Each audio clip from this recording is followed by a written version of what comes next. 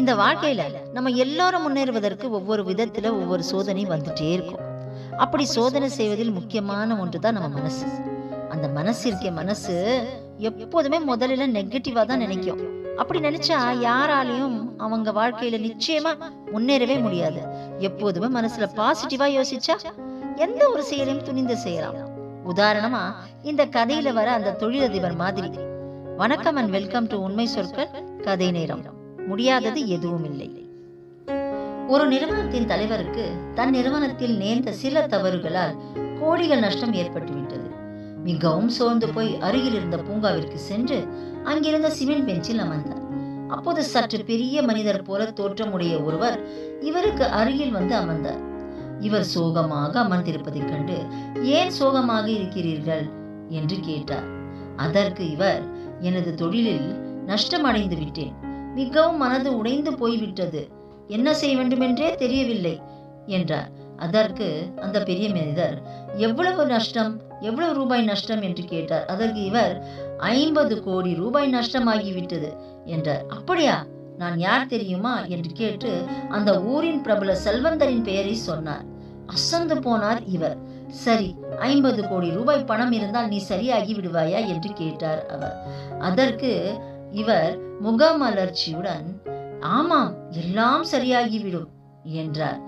அதற்கு அந்த செல்வந்தர், பின்னர் அந்த செல்வந்தர் ஒரு செக் புத்தகத்தை எடுத்து கையெழுத்திட்டு இவரிடம் நீட்டி, இந்தா, இதில் 500 கோடிக்கு செக், நீ கேட்டதை விட 10 மடங்கு அதிகமாக கொடுத்திருக்கிறேன், எல்லாவற்றையும் சமாளி, ஆனால் 1 வருடம் கழித்து இந்த பணத்தை எனக்கு திருப்பி கொடுத்து விட வேண்டும், அடுத்த வருடம் இதே நாளில் இங்கே நான் காத்திருப்பேன் என்று சொல்லிவிட்டு செக்கை இவர் கைகளில் திணித்து விட்டு சென்று விட்டார் அந்த செல்வந்தர். பின் அந்த நிறுவனத்தின் தலைவர் வேகமாக தன் அலுவலகத்தில் உள்ள தனது அறைக்குள் சென்று அந்த செக்கை தனது பீரோவில் வைத்து பத்திரமாக பூட்டினார். பின் தனது உதவியாளரை அழைத்து அனைத்து ஊழியர்களையும் நிர்வாக கூட்டத்திற்கு அழைத்து வர ஏற்பாடு செய்ய சொன்னார். ஊழியர்கள் அனைவரும் கூட்டத்தில் வந்து அமர்ந்திருந்தனர், பேசிக் கொண்டிருந்தனர்.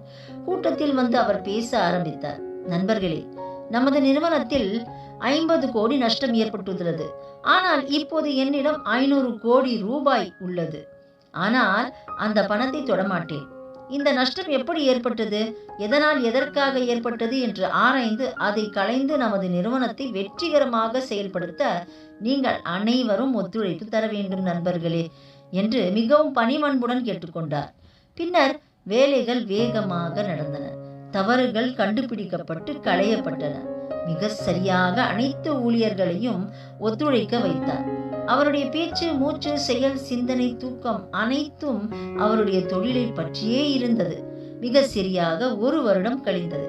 கணக்குகள் அலசப்பட்டன. அதிகபட்சமாக 550 கோடி ரூபாய்கள் லாபம் ஈட்டியிருந்தது அந்த நிறுவனம்.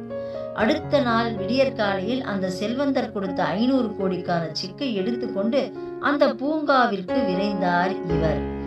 சென்ற வருடம் அமர்ந்த அதே சிமெண்ட் பெஞ்சில் அமர்ந்து அவருக்காக காத்திருந்தார். காலை நேரம் ஆதலால் பனி மூட்டத்துடன் காணப்பட்டது. சற்று நேரம் கழித்து தூரத்தில் அந்த செல்வந்தரும் அவருக்கு அருகில் அவரை கைகளால் பிடித்து கொண்டு ஒரு பெண்மணியும் வந்தது பனிமூட்டத்தின் ஊடே தெரிந்தது. சில வினாடிகள் கழித்து பார்த்தால் அந்த பெண்மணி மட்டும் வருகிறார். அந்த செல்வந்தரை காணவில்லை. என்னவென்று இவர் பார்ப்பதற்குள் அவர் சென்று அந்த பெண்மணியிடம், எங்கே அம்மா, உங்கள் கூட வந்தவர் எங்கே சென்று விட்டார் என்று கேட்டார். அதற்கு அந்த பெண்மணி மிகவும் பதட்டத்துடன், உங்களுக்கு அவர் ஏதாவது தொந்தரவு கொடுத்து விட்டாரா என்றார்.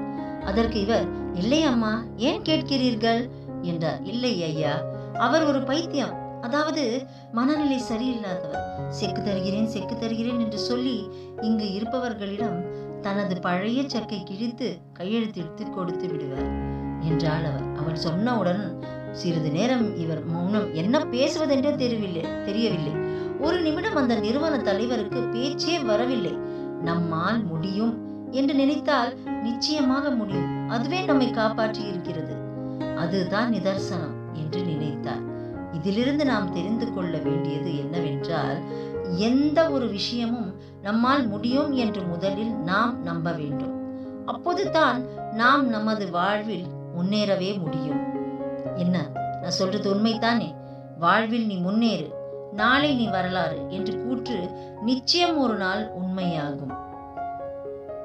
உங்கள் வாழ்க்கையில் முன்னேற்றத்திற்கு உங்கள் மனதை மாற்றுங்கள்.